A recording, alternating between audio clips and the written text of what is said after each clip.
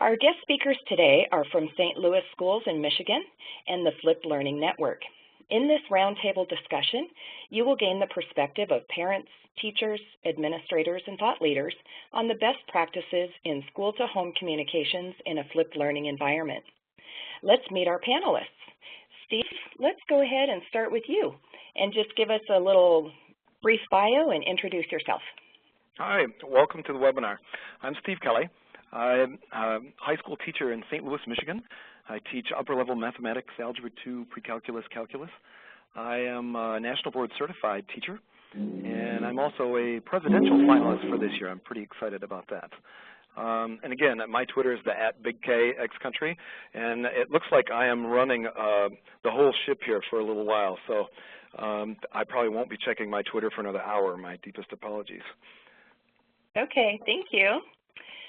If Kevin is able to join us, Kevin is also a teacher there at St. Louis Schools with you, and also your principal, Chris Macklin, and both of them are kind of tied up right now with school stuff, so if they're able to join, we'll bring them on in a little bit. The next panelist is Linda. Go ahead and give us a little background about yourself. Hi, I'm Linda Bader, and I'm a parent of 3 teenagers. My daughter is 18. She graduated last year from St. Louis High School. She's a freshman in college now. And I have twin boys who are juniors this year. They're 16. And all 3 of them have experienced the flipped classrooms at St. Louis High School, and it's been a positive experience for all of us. Wonderful. Thank you. And last but certainly not least, Kari, go ahead and introduce yourself. Wonderful. I'm Kari Arfstrom, and I'm the Executive Director for the Flipped Learning Network. We're a not-for-profit organization that was founded just about 2 years ago, and we're the only organization for and by flipped educators. And that's really important to distinguish, and I'll talk a little bit more about it in a few minutes. But I invite everyone who is participating today to get really actively involved in the question and answer off to the side. This is where, the webinar will really take off and be robust. And feel free to answer each other and jump in and participate at any time through that Q&A box on your right-hand side of the screen. Perfect. Thank you, Kari. Now, before we get started, we'd like to put up a little poll. So, Kari, if you could put up the poll, off in your control panel, you should see a poll there. We want to know how long have you been flipping your classroom. So go ahead and select one of those and press the submit button, and then we'll be able to see what the mix of our audience is today. We're going to give you Thanks, Kari. This is Kari, and I'm actually going to just run through that quickly because there is sort of an inside joke in number E there, so I want to make sure that our participants today know that. So if you could just click on the poll question if you're brand new to flipped learning, if you've been at it less than a year, if you've been at it a year or more, have you been at it for more than 2 years? Or are you with John Bergman and Aaron Sams?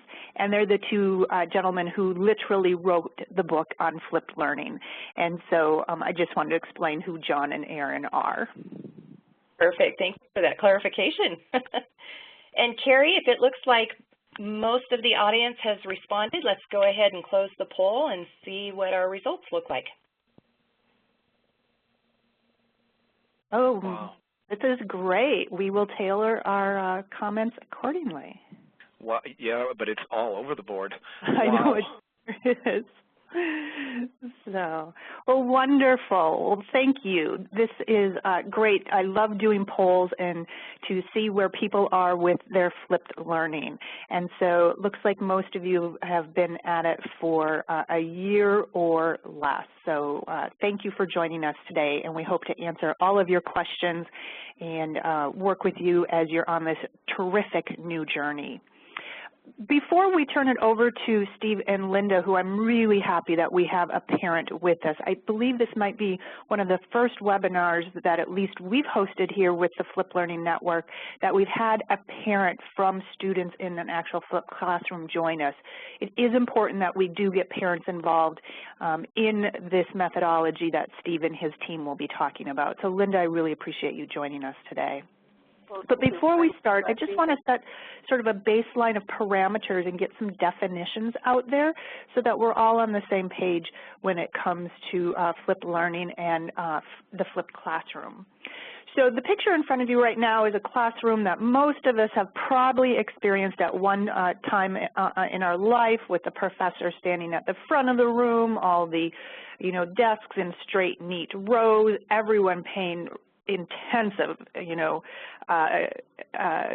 concentration on the professor.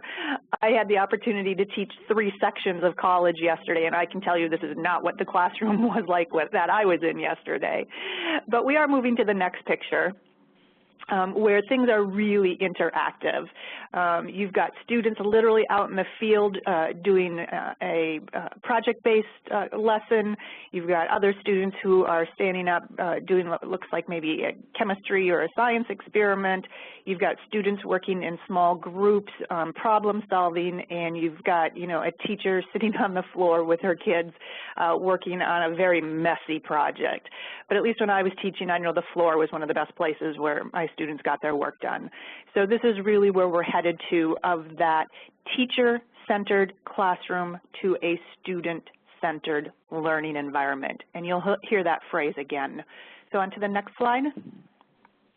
So we do distinguish between a flipped classroom and flipped learning, and so I'll just give you a quick definition, but we want to make sure that as an educator, as a teacher, you really adapt this to your own situation so that it works for you. So a flipped classroom occurs when the direct instruction, more often called the lecture, is moved from that group learning environment, also called a classroom, to that individual learning space.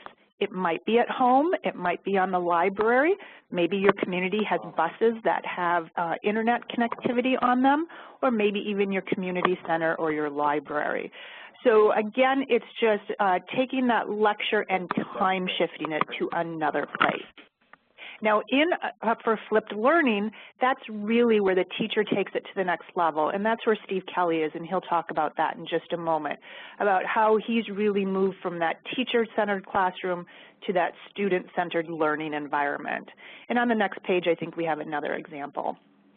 We do call flipped learning an ideology, and keep in mind that it may take months or even years to get where John and Aaron are. So, don't think this is something that's going to happen overnight. And I know Steve will take some time talking about his journey as well.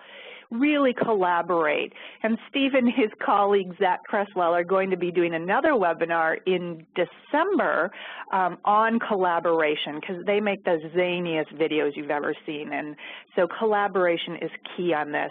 And I hope, Steve, that you and your colleagues will talk a little bit about this today. And of course, then you have the curate, create, and the hybrid videos. And I know Steve will talk a little bit about that as well. And Linda can chime in as well as a parent about her reaction to the videos. I think we have one more slide before we can skip this one and go to the next one, because we're just talking about how flipped learning is a bridge to somewhere. And I'm going back to those definitions that I just gave. If you're in a flipped classroom, when you're just starting out of implementing this, into your lesson planning, once you have time shifted your lecture, then you will have time for extended lab time, to do demonstrations, to, have mock elections, because you have your entire hour to, work with your students. Steve will really be talking about how in a flipped learning classroom, he, really works in that mastery learning mode and with problem or project-based learning, including peer instruction, which is really catching on these days after Dr. Eric Mazure's work. We have English teachers who just talk incessantly about their writers' workshops and how about they can get into the Socratic method just because they have this additional time, and they really are shifting it from the student to, from the teacher to the student. But again, I know we have quite a few administrators on this call today, so don't forget, flip your professional development, flip your faculty meetings, and of course, Linda will talk more about the parent and community relations piece, which is so important. So I just wanted to give sort of that baseline definition. You can find out much more about flipped learning on the Flipped Learning Network website. I know Steve and his team are avid followers and big participants, so we invite you to join our network as well. It is free to join, and for most of the webinars, just like the one you're attending today with our friends at Schoolwires. So with that, we can flip to the next slide, and I'm going to turn it over to Steve because I know that's why you all are here, is to hear him and his team. So Steve, take it away. All right, fantastic. I do have Mr. Chris Macklin sitting in with me. He called in. He could hear us, but we could not hear him. So this might be a little awkward, but we'll do a little phone passing when he wants to talk about administrative things. So where is St. Louis, Michigan? We are right in the middle of the mitten. We're a small community out in the middle of a cornfield. Our population in our town is about 7,000. We graduate about 80 to 90 students every year from our high school. So people always ask us where we're from. Everybody thinks we're from St. Louis, Missouri, but no, we're in the pretty St. Louis. So I think every good conversation should start with why. When I did the National Board Certification process, I learned to answer the question, why am I doing what I'm doing when I'm doing it, and answer it quite in depth, especially for being a math teacher. That was a little bit of a struggle for me. But I want to start our chat with benefits of a strong connection between school and home. And just out of personal observation, I truly believe that my parents of students that are actively engaged with their learning with their student, my student is then much more actively engaged in learning in my classroom. And I don't care if it's race, gender, socioeconomic background. This engagement between parent and student is probably the biggest asset that I have as a teacher, or the biggest thing that I tap into. Now, we'll talk a bit about how that's a little different in the flipped learning environment as we go, and toward the end I'm going to give a whole slew of ways that I communicate with parents and try to get parental involvement in my classes. But I really think parental involvement can be just little things, just parents asking their student at the end of the day, how was your day? What did you learn today? You know, and by golly, you better be talking about my class in that conversation. But I think that it doesn't have to be, oh my goodness, I have to spend 8 hours with my student every night helping them with homework and doing all these things. It can be real simple things, and I think we as educators can communicate that better to parents too, especially in a flipped learning environment. Pretty easy to be helpful. You hit the play button, and I'm a pretty happy camper. You know, watch the video with your student. Linda, do you have something to add to that? Just that I do agree. I think, you know, asking my children about their day, you know, if they have homework, and not just leaving it at that, but what is the assignment or what did you do?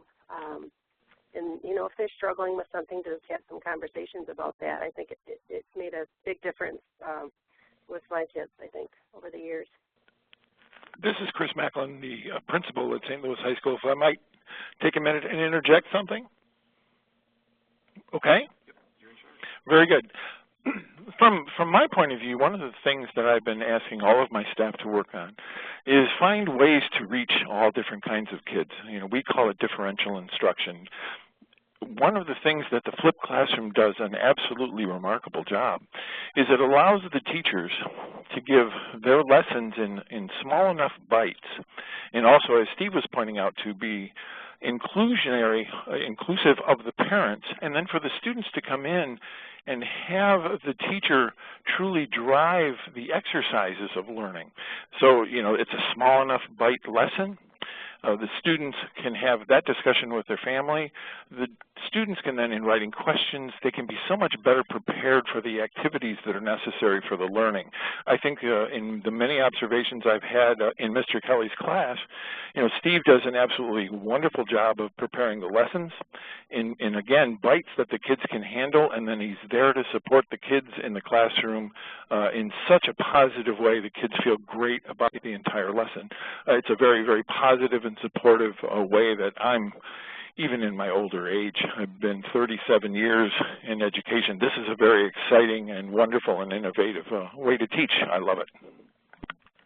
Yeah, I can comment too that both of my boys this year in particular have mentioned to me how supported they feel by Steve in his classroom. They really know that he cares if they do well, and that he's there for them if they have any questions or problems. Just keep feeding me. All these, I just feel better about myself every minute. All right, so I think every educator on the planet would agree that a strong connection between school and home is one of the most positive things we can have. It sure makes my job a lot easier if I'm not trying to swim against the grain. But this is a little different in a flipped learning environment. And the number one thing that I think of is, even prior to some type of parent-teacher conference or whatever, I have been in your living room almost on a daily basis teaching, either in your living room or on your students' internet appliance of some sort. And so you kind of get to know me as an educator well before we ever meet in person. My parents know my teaching style. I'm a little goofy. I'm this long-haired, crazy old guy. But I think that helps with the connection, just because you can see me teach. You know what the learning environment is like. You know what to expect when you're talking to me. And I had something to go along with that one, and I lost it. But some of the things we do, Kari mentioned, are fairly zany that Zach Creswell and I do together, and so some of those I don't really want Mom and Dad seeing, but it is quite entertaining when we have our alter egos where I am 2 pi and he is 50%, and we do these crazy off-the-wall sports and really stupid things, but it motivates our students to watch the videos and gets them involved. So I'm in your home quite frequently. My parents do watch the videos, and I get comments on that quite. I've heard your daughter, Linda, say she has seen you watching me, even though she wasn't even around. Yeah, well, she needed some help, and I said, show me how to get into the videos so that I can help you, because the language that I use to do this type of math when I was in school is completely different, and it just wasn't working for me to try to explain it using my words. Well, so I think that's going to change. I think that's going to change again when we get the Common Core coming in here and the vocabulary changes. So I'm pushing my elementary teachers in our district to make flipped videos for parents. Here's the new way that we teach subtracting, and this is why we teach it this way. So when you have a third grader at home, learning long division or whatever, all of a sudden the parent can use the same language. And a lot of our parents haven't had long division in 20 years. So having a little refresher is of great value. So I'm pushing for a lot of parental flipped videos as well. My parents never come to me anymore and say, I can't help my student. And I got that for years as a math teacher. They passed me a year ago, and I can't help them anymore. Not all my parents are on the education level as Linda here. And so now my parents come to me and say, this is great. All I do is hit the play button, and we're good to go. It's wonderful. Yeah. It's a little awkward when a student will say, hey, Mr. Kelly, my uncle, the math teacher or the math professor from so-and-so is coming to Thanksgiving. We're going to watch some of your videos. It's a little intimidating knowing, hey, I hope my stuff is good enough, but you're putting it out there, and I think that's all right. One of the strange adjustments for the flipped learning environment, though, with families is it is a student-centered environment.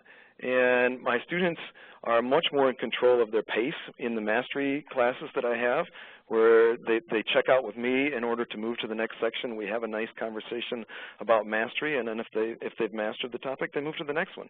If they haven't, then we will revisit it again in a different way. Not all my classes run that way, but it's a little strange for parents when the student and the teacher are asking different questions. My student no longer asks me, what am I doing today, or what are we doing today? I'm asking them, okay, what are you doing today? And that change in paradigm is a little bit awkward, but I think it's well worth it. Students are taking ownership in their learning, so I'm pretty happy. Okay, I apologize. Winging it is. I taught all day, remember? I'm a little bit on the tired side. So here are some of my students, and I was supposed to flip through those slides to keep you entertained while I was talking, and I got sidetracked. So strategies for, Chris would like to chime in here. Oh, no, I'm good. I'm good. Strategies for engaging parents. Now, we do have traditional parent-teacher conferences, and I'm not going to give Chris the phone the opportunity to have a rebuttal on this one, but I'm not a huge fan of our parent-teacher conferences. It's an arena style. It's very impersonal. The time we have with our students, with our parents, is very short. I also think we should change the name of parent-teacher conferences to student parent-teacher conferences. Is that the #1 reason we are here is for student learning. So why do we still have a closed-door meeting without them being involved? You know, the kids that I teach are young adults, and they should be part of that conversation and should be sharing their learning. But anyway, I get on my little soapbox. You know, we have traditional open houses here. We are a power school. We use that for our grading or whatever. So we get a huge traffic flow through our Power School account from students and parents watching learning progress. We are also a Schoolwires school. Since this is a Schoolwires presentation, I thought I'd give it a little plug. So this is we have a phenomenal web page. Mr. Ben Goward, who does our web page, he really does an amazing job. This is a great spot for resources for parents, a great spot to know when events are going to happen, what time they're going to happen, or if something major has happened, we'll put a little blip up there. He really does a phenomenal job with that. Inside that, each teacher has their own little web page here. This one's mine. I added to it this morning, but you can see my beautiful face there, and above it, that's how my students access the online videos. They click there, and it takes them to screencast.com, and or they can click onto my little Weebly site for pre-calculus, or they can take a Moodle test if that's where they've reached in Algebra 2. The big QR code right there is a link to an app for my Algebra 2 course. I created that on AppShed this summer, AppShed, AppShed, and I was really excited that I created an app. I'm kind of a moron, so if I can create an app, I thought it was great. By the way, the kids don't use it, but I thought it was a wonderful thing for me to create. And I just added something today, so if you end up on my site, down below, I think it's time that we as teachers start to share our stories more. And if we share our stories more on success and what we believe in education to be, the louder we are, the more we scream and shout, the better chance we have of changing education. And it's our time to change education. It's our time to take control of that. So if you look at the bottom of mine, it's not on this slide, but I just added some links. I will add the link to this conversation. I added a link to a conversation I had with TechSmith on education, and I added a link to a video of me presenting to the Michigan Board of Education a year and a half ago. I mean, I think even if a parent just clicks on it and sees that, hey, this teacher's going out and saying all these things and trying to put St. Louis on the map, and you know, I truly believe I have the best students in the world, and I'm going to tell the world that, and I'm going to tell them why I think they're the best. So I think that there's my little soapbox about that. We also have available, since Zach Creswell of Mount Pleasant, Michigan, and I developed the whole class together. After my first year of flipping in the mastery, I decided there's got to be more. There has to be more inquiry-based learning, more than just worksheets during the class. So he and I developed online videos for all of our topics together. And we created a Weebly site together. It was easier to do a collaborative site, we decided, than it was to do a Schoolwires site. So if you click on our Weebly site and go in there, it's not done. Okay, we're about a third of the school year in, maybe a little more than that, but we'll keep adding as the year goes on. If you click on, all of our videos are there embedded, but then we've also embedded another instructor's videos right below it. So if a student doesn't get the material from us, then they can watch maybe even a Khan Academy video. I know the Khan Academy and the Flip are, we don't associate those two completely, because we truly believe that the flipped class is not all about the videos. It's about what quality instruction you do in class. But sometimes these videos are really simple and easy to follow. Heaven forbid one of my students learns it from someone else instead of me, so we're trying to give them lots of options there. I now have Kevin Stedman in my room and Chris Macklin, so I think we had some issues with logging in today. Gentlemen, please feel free to take the phone from me at any time. I'm just rambling. Linda, same here. If you want to override me, go for it. I'll be over in just a minute. Oh, okay. Thanks. So we have Weebly sites. Some new things that I've tried this year for getting myself in everyone's home more often. I offer office hours online. So I'll say, hey, I'm going to be on a Google Hangout from 6 to 7 tonight, or 7 to 8. And if you want to come in and chat, it's like a little party line or whatever.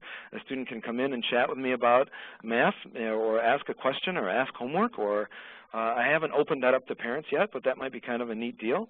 But I'm still experimenting with it. But the online office hours I learned from Zach Creswell, and I think there's a lot of power there.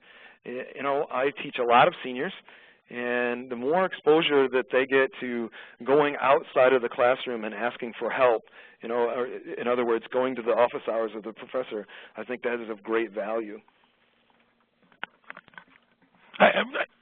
This is Chris Macklin again. I just want to interject something. One of the things that Steve is talking so much about in his comments is ways to help students alleviate anxiety. Think about all of the things that can be done in a flipped classroom. The students can watch a video and watch a video again, to have an opportunity to talk about it, get access to him online. Students no longer have to wait for hours and hours or even days to get their questions answered. So there's a lot of anxiousness that can be alleviated, because the flipped classroom teacher is a very, very open teacher. What's the most appropriate time to have your questions answered? Much of it is to get our kids. How many times do we as educators hear from parents and from kids they have trouble on tests because of anxiety? They have trouble completing projects because of anxiety. The flipped classroom creates so much of an improved level of communication between the instructor and the kids, and the kids and the parents, and the parents and the instructor. It allows people to breathe, get their questions answered more efficiently, so that they can relax. And when they relax, I'm telling you, and you all know this as parents and educators, you know that a relaxed student learns better. A student, one of the things that Steve was talking about, they have fun. When kids laugh, they do better. When kids feel positive, they do better. And the flipped classroom really lends itself, the environment, to a very, very positive experience for the kids. I'm going to pass the phone to Mr. Kevin Stedman, who is a math teacher in our building as well. Hi, sorry I wasn't able to join you sooner. I'm just very excited to be here. Just want to talk a little bit about what the dynamic has done in my classroom. By flipping my class, and I say that because I'm in my second year of flipping, and so I'm just starting this program and pretty excited about it. But what it does is it gives my students and their parents tools to help them, both at home and here at school. And so one of the dynamics that I've seen as a result of this is that sometimes the parents have sat down with their child and watched the videos, and where the student might lack some of the problem-solving skills that we're trying to develop, many times the parent has those. And so even though they feel like they're not a very good math student, because it's been years since they've been in the math classroom, the parents feel empowered now. And that empowerment kind of gets handed over to the student as well. And it really develops kind of a team approach between the student, the parent, and myself. No longer am I the authoritarian standing in the front of the classroom basically saying, I am the expert, this is going to be the way it's going to be done. I'm helping the student to learn math in a new and an exciting way. And so it's very exciting to basically be helping students at their point of need, and to help them understand exactly what it is that they need to do next to bring their level of understanding and learning to the next higher level. And so it's been a whole lot of fun. So thanks. All right. By the way, Chris Macklin just wrote me a note. Since I ripped on parent-teacher conferences, he said, I want student-led conferences, exclamation point. So I think I got my point across there. Maybe I'm winning on this one, huh? So back to my strategies that I use. I do the online office hours, and I'm trying that one. I've also sent a note home to my parents and said, except like this Wednesday when I'm busy, I'm going to stay in my classroom until about 4:15 every Wednesday. So if you want to come in and talk about education, you want to talk about your son or daughter, go for it. The last one I only had one parent, but she stayed for 45 minutes. We had such a wonderful conversation. And it wasn't that whole 5-minute, sit and here's your student, this is great, it was what we're doing in class, all exciting, that, the traditional parent-teacher conference. It was a true conversation about why we're doing what we're doing and what the future holds, and I'm still excited about it. So I think that's okay. We stay after quite frequently anyway as educators. Why not advertise it once in a while? Market, hey, I am here. So I'm going to try that again. I kind of crashed and burned because I sent the note home with my students instead of sending it directly or emailing it to parents. And so I think, Linda, you ran into that when they didn't make it home. No, with either of the boys, I didn't get home, so. Yeah, they get demerits for that one, yeah. Something like that. I still send old school congratulatory letters home too. I try every year to send more positive notes home than negative notes, and I have great success with old school, school letterhead, Steve typed up, signed at the bottom in ink. I'm so excited, and sometimes I'll put a little note at the bottom too. Thanks for allowing, David to be in my class. And I really think those are of great value.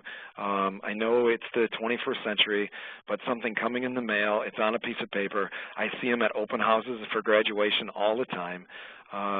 One of my favorite stories, which actually kind of makes me cry a little bit, was several years ago I was at a jewelry store, a local jewelry store, which I don't know if we have that many of those anymore, but I walked in and it was one of the moms of a parent who had graduated several years prior, and she said, "We still have your note on the refrigerator." It was the only positive note sent home in the 12 years our daughter was at St. Louis Public Schools.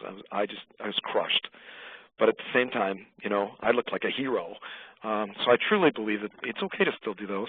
I'm not a great phone caller. If you can hear me talking on the phone right now, I'm not very good at this. But phone calls are very effective as well. And, again, make positive phone calls. It doesn't have to be everything negative. And I have no problem. I live in my community. This is a small community. If you come to St. Louis, it is kind of like coming back in time. We're old, and we have a lot of small town values. But I have no problem if I bump into someone at the grocery store, or I bump into someone at the hardware store, and they want to talk about their son or daughter. I'm all for it. I think.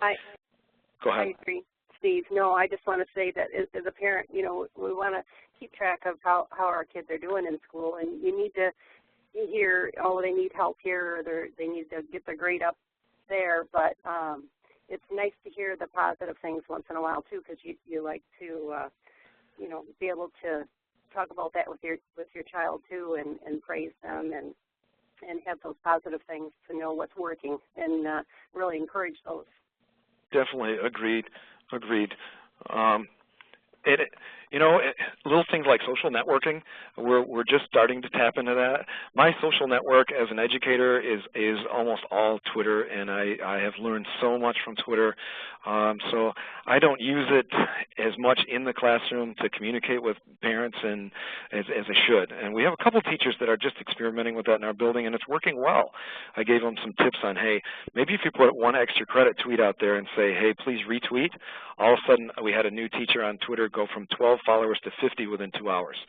So it's just cheesy little things like that. You never know what you can do with the social network until you try. And if you are an educator and you're not on Twitter, go sign up for an account today. They're going public tomorrow. I think I should probably get some stock or free stock for saying that on air here. But I have really learned a lot. And if you don't, you say, well, I don't know who to follow, go into me, go into the big KX country and look to see who I follow and pick a few of them. And if you like them, great. If you don't follow them.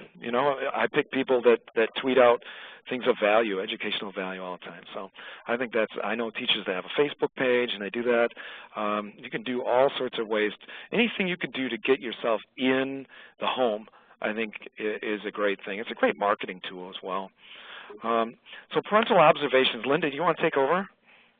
Well, I'd just like to say a little bit more about what Chris had mentioned about the anxiety that some kids can feel.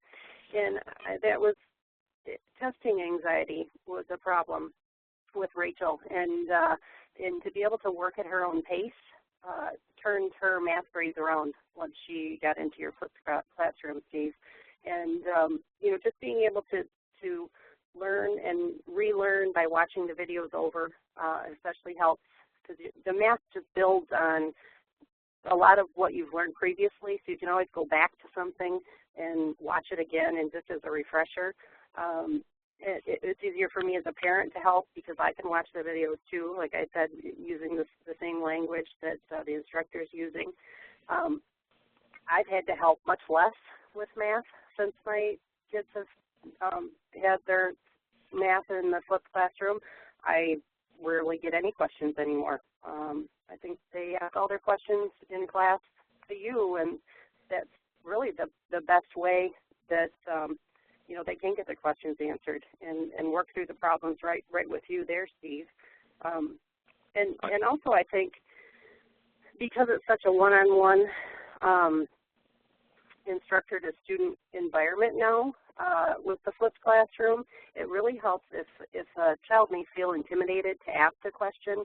Maybe they think, oh, I should really know this. I'm going to be the only one that didn't get this. I don't want to raise my hand in front of the whole class. You know, just having the more one-on-one interaction, I think can really move things forward for a student and help them to truly understand the material and not just maybe memorize it as best they can for the test and spit it out and then move on, you know, to the next section. Yeah, Kevin wants to talk about that for the one-on-one. Is that okay? Sure. A lot of what I'm doing in the classroom now is doing this one-on-one or small group, what's called a formative assessment, where I go in and I'm basically making sure or asking questions. I'm looking at the student's understanding as opposed to just simply looking at answers on a piece of homework paper. In the past, you know, basically kids would do their homework at the end of the class and go home and work on it and then turn it into class the next day. And then I would take it and then I would go and I would check it outside of class time and I would bring it back to them, and then I'd either have it correct or have a grade written down for it. And there wasn't a whole lot of an involvement between me and the student. And I wasn't always sure that they understood it. And so because of the flipped classroom, and now because I've got a tremendous amount of more time in the classroom to do these things, when the learning is online and they don't do that in the classroom, I can help kids at their point of need, and I can work one-on-one, and I can make sure they understand exactly what it is that's important for them to understand in this situation. And so it's been a great benefit to the student so that I know and they know that they understand exactly what they're doing. And it's been a wonderful kind of a thing. Mr. Macklin has a few things to say. One of the very, very challenging demands that I've always put on my teachers as an administrator and even as a teacher as part of a team is no student gets left behind. The only way to meet the specific learning needs of the student is to give the teacher exactly what Kevin is talking about. The teacher and the student have to maximize their one-on-one time so that they understand. A student given the one-on-one attention of a teacher can really do a great job of explaining what their needs are. A flipped teacher that can spend a lot of time helping the student through the exercises, through the problem solving, can have such a very, very positive effect on how that student feels and they have their needs met. I must tell you that one of the things I have seen, one of the results I've seen from the flipped classroom is there are less students lost. There are less students having such great difficulty that they talk about they don't like the class. That's my least favorite class. That's my least favorite teacher. What I've heard more since I've had the chance to witness the flipped classroom is, this is my favorite class. I love this class. I don't mind doing the homework, which is a wonderful thing for an administrator to hear, that the teachers are teaching in a style that's just wonderful. And I encourage all administrators who listen to this, give your teachers an opportunity to learn about flipping classrooms. Help them find ways to get the materials that they need to flip these classes appropriately. It's not for everybody, but it's for a lot of them. And if we truly believe that all kids can learn, I'm telling you that many kids can learn in this way. We have to do our best with it. Thank you.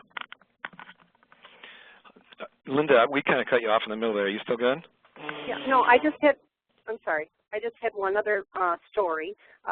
Just with Rachel going to college, you know, she's a freshman this year, and she has to take some math in college, of course, and having the knowledge that she could always go back and watch your videos if she needed a refresher on anything really helped with the worry and the anxiety of taking a college-level math class for her. And also, she told me a story recently about a friend of hers that was having trouble understanding limits. So Rachel said, well, hey, let me pull up Mr. Kelly's video on that, and had her watch it, and the gal aced her test. So it's a lot more far-reaching than what you thought, and that's just, I thought, a great story. So I'm not just beautiful on video, I actually have something of value too. Thank you. There you go. Yeah. I think that we as educators really need to stop and listen to parents more often. And a lot of times it's a one-sided conversation. We call them and we talk, this happened, this is what's going on. And we need to stop and listen to parents. And they have a much more global view of what's happening throughout their students' lives throughout the whole day than we do. You know, we teach in isolation. We're down here in one classroom, and we rarely get to see anyone else. So I think if we stop and listen to parents, we as educators will get better as well. So, Linda, you are awesome. Thank you so much for being part of this with us. Well, I appreciate you asking me. Thank you. No problem. I couldn't think of anybody better. I think I'm going to gloss over the Dale's cone there. If you're an educator, it might not be a bad idea to go back and take a look at Dale's cone of why we do what we do and why we want the quality time in the classroom. Remember, people remember 90% of what they do. We need to have more student activities, more student projects, and a lot less lecture, and note-taking. So I'm going to pass the phone around for closing thoughts. All right, Kevin? Just one quick thought I'd like to share. Last year was my first year going through the flipped process, and first semester my classroom was traditional. And I think of one particular student that first semester really worked her tail off, did not like math at all, struggled really hard, but ended up with a C- at the end of the semester time. Second semester, when I started the flip and she started being more empowered and working on her own and asking questions when she didn't understand something, she ended up with a B+ the second semester, and typically in geometry, second semester gets more challenging. And at the end of the year, she smiled at me and she said, I still don't like math. So that was a lot of fun to see that progression last year in one particular student's life, that it really made a huge difference in her life during that last year. So here's Mr. Macklin.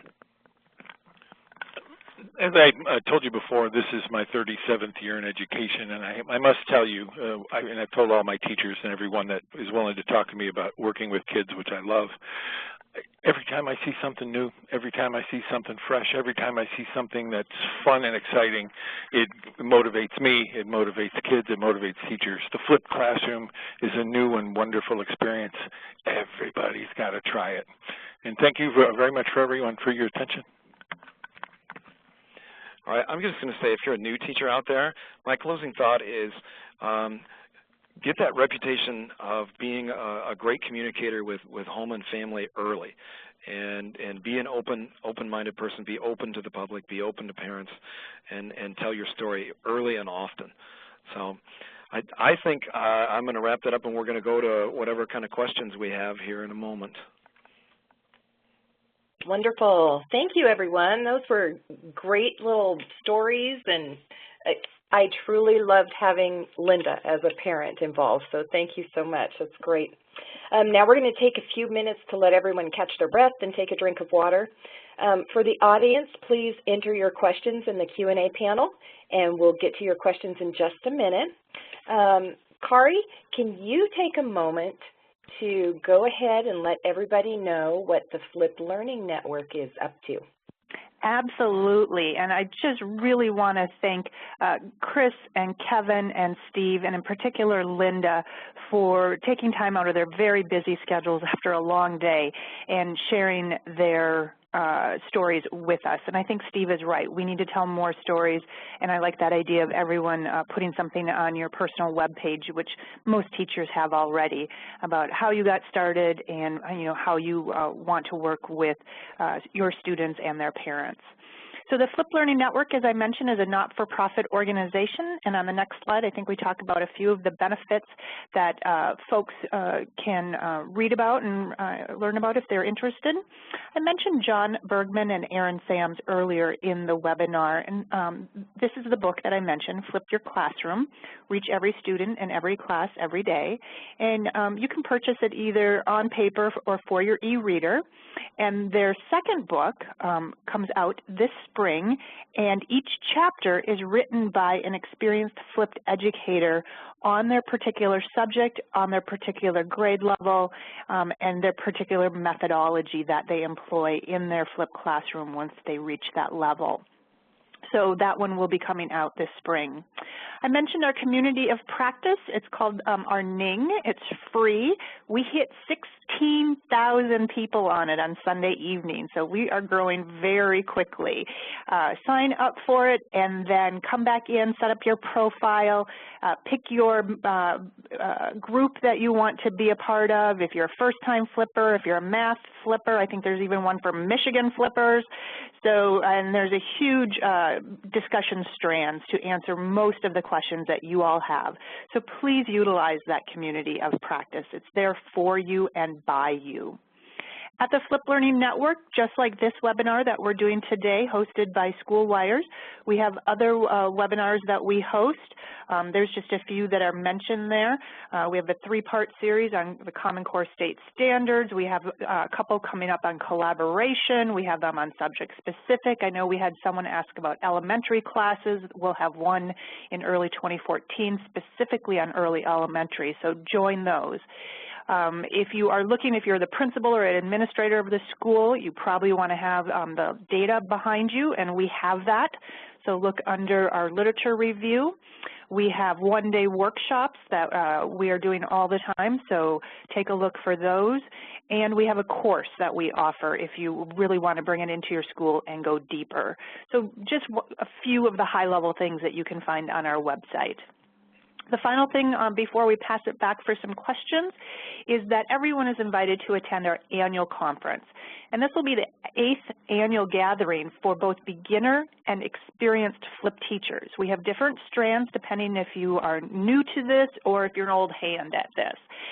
We will be in the Mars area. It's near Pittsburgh. We will be at the Mars area high school, which is near Pittsburgh, and so not a bad drive for most of the country, so or easy flights into the Pittsburgh area. The call for proposals, which we are always interested in hearing from you. All of our sessions are by teachers, for teachers, and registration will open here at the end of the year. So we really want to invite you to participate, and Steve always participates in one way or the other, so we'll have to get his colleagues involved this year as well. So I think that's the end of what I wanted to spend a few minutes talking about. And so if we want to go to the next slide, I think that might be the final, flip to the next one then, please. And I just want to, again, thank Schoolwires for hosting this. They have a couple of other webinars that are coming up, so I just want to let you know about those. And I'm going to turn it back to Deborah, who will be leading the Q&A. Wonderful. Thank you, Kari. So we have some great ones in. Just wanted to remind everybody now it's your time to get your questions written in that Q&A section. First question. we've talked a lot about students and the classroom. Now some questions are coming in about actual flipped meetings for parent involvement. So maybe we start with Steve and then go on to Kevin. How are you doing your flipped meetings for parents in order to engage them more? If you could give more detail. Oh, wow, I'm behind on that one. I hate to say it, but Kevin, she's asking us how we do our flipped meetings for parent involvement. And you know, at this point, I'm going to grovel a little bit and say, that's a great idea, but I'm not there yet. And I think that I could do more. I'm not a huge fan of sending home videos and things. That's one of my big things is I sell what I do to my students and have the students, you know, communicate with mom and dad as best we can. It doesn't always work, but for the most part, I sell what I'm doing all day long, and if they go home and talk about school, that's what I want them to talk about. So, Kevin, do you do flip me? He's shaking his head. He doesn't want to answer that one either. Sorry about that, Deborah. So you got us. If you do flipped meetings, email me a link so I can see. Give me some ideas, and I'll run with it. I love learning new things. That's great. Linda, I'm just winging it right here. If they did offer flipped meetings for parents, what kind of things would you like to see? I was just thinking about that, and it's a new concept for me. So I'm assuming that it would be sending a video home, some sort of message, or Steve, help me here, what it would be. And then if we needed to contact you with information afterwards, we could follow up. Every year we have to do an anti-bullying. What are we doing at the school? How are we going against bullying? That'd be a great thing to flip. I mean, you can offer the face-to-face time, but why can't we offer a video online on things that are mandatory as well? Why can't we offer a video to mom and dad about all of the activities we have available for their students? You know, there isn't a whole lot to do in St. Louis, Michigan. It's easy for kids to get in trouble, so we try very hard to get them involved in things in school. We have a ton of things. So I think that's a great idea. We could make a video on all the things that are available. Kevin's saying we could do a financial aid night, financial aid information from the counseling office. Oh, that actually would be a great idea, because I remember going to the very long meeting in you know, that I had a year or so ago, and having something where you could get all the information and then come together with questions afterwards would be wonderful. And there's so many ways on social media, Twitter, Facebook, YouTube, to get this information out to the parents too. Definitely. I'm one of those people who wants that earlier than in life. I want to know, how am I going to finance my daughter's education? I'd rather start working on that when she's a freshman or sophomore, and yet those meetings are for seniors, you know, or juniors, or at least that's who we usually contact. So if we had some resources like that, it'd be great. Chris says SIPA, the cyberbullying, that would be a great thing. Well, and something like that with the anti-bullying, as a parent, if I could sit down and on my own time and watch something like that, it would give me a talking point to have, you know, with my children later, to say, hey, you know, did you see this, or what are you doing at school, or what do you think about this? So, you know. I like that too. A video that just brings up talking points, something that spurs conversation at home. I like that a lot. Chris, we also have on our sheet of notes here career planning, or how to pick the right college. I think all of those things are wonderful. Deborah, did we get what you wanted there? Yeah, I think those are great ideas. Thank you. So we have some other questions. Where or how does a school start implementing flipped classes? Okay, I'm going to tell you right now, I have the greatest administrator on the planet. Mr. Macklin, he really wanted more teachers flipping in our district. So he went to the admin, and he shook out the piggy bank, and he found software, hardware, and professional development for a dozen teachers last year. and that was our start. So how do you start? You get people that want to do it. You get the right equipment in their hands. Everyone has the same laptop. Everyone has the same software. Everyone has the same microphone. We're all going to work together, and we're all going to host our videos at the same site on the screencast.com or wherever you decide to put them.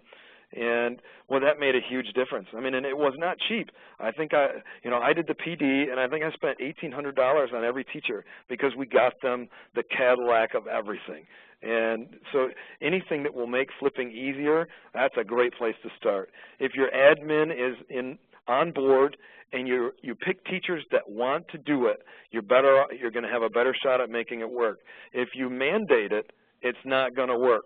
Yeah, Chris just said we spent $17,372.86 on it, and I think he gave me a $17,400 budget. So I got it right down to the penny. The school credit card was denied several times when I went over by a few cents. But that I think is the greatest place. Number two, I love talking flip things. Email me. We'll talk on the phone direct. I don't mind. If it's going to help you, I'll do it. So email me, contact me. That's, I'm the Steve Kelly one on the list. I don't mind. I do this all the time. So I'm good with that one. Where do you I think that was the question also, do you start high school, elementary, or whatever? Is that true? Right. Okay, I'm going to pass that off to Chris. You want to talk about that? When do you start? You wrote that down a minute ago. Elementary, high school. Oh, one of the things we were talking about the parent flip a little bit earlier, there is an advantage in the parent flip vocabulary. The core, science, English, math, social studies, has very specific vocabulary that is learned from the first grade on, I would say kindergarten as well.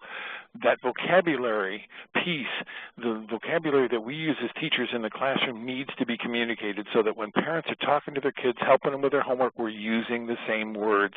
So that can happen as early as absolutely possible. Let me share one thing very quickly, that $17,372, if we flip and we draw 2.5 students into our district from a surrounding district, we just made money.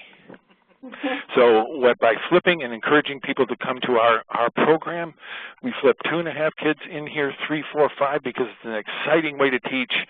We didn't lose money, we made money. And I could give Mr. Kelly a raise maybe, I don't know. Do you start in the elementary school? Yeah, I have no problem with flipping the elementary school. Just make your video shorter. If it's a 4th grader, make sure your video is not over 4 minutes. 3rd grader, make sure it's not over 3 minutes. Go by the minutes. Is it okay? We started with 11th graders. Is that okay? Sure. You just kind of start somewhere. I always tell people, flip 1 unit of study, flip it well, and come up with quality things to do in class. And do it right the first time. Don't spend time trying to make a video for everything. And John Bergman will say the opposite. He says, do all the flip videos your first year, and the next year get better, and the following year. I like to do it. Let's do 1 quality unit of study so you get excited about it and the kids see value in it. So I don't know if we answered your question, Deborah, all the way, but those are my... Yeah, that's great. And then one last question I think we can squeeze in here. Are there some classes that are not ideal for flipping? I've done PD all over the nation for flipping, and I do get that question, because I'm a math teacher. A lot of my talks are math-oriented, but I have met teachers in all disciplines doing amazing things that I've never thought possible. I've met PE teachers flipping, where they'll flip rules and flip anything where a teacher repeats himself or herself is flippable.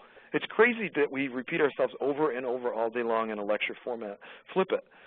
We have teachers flipping things they get questions all the time about the papers being an MLA style.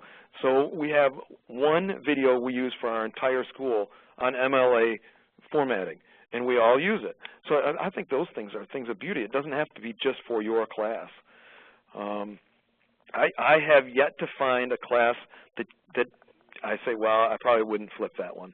I will tell you that our Spanish instructor here, he's a phenomenal teacher, and some of his upper level is flipped, but he has videos available for all of his courses, even though he still teaches Spanish 1 in a traditional format.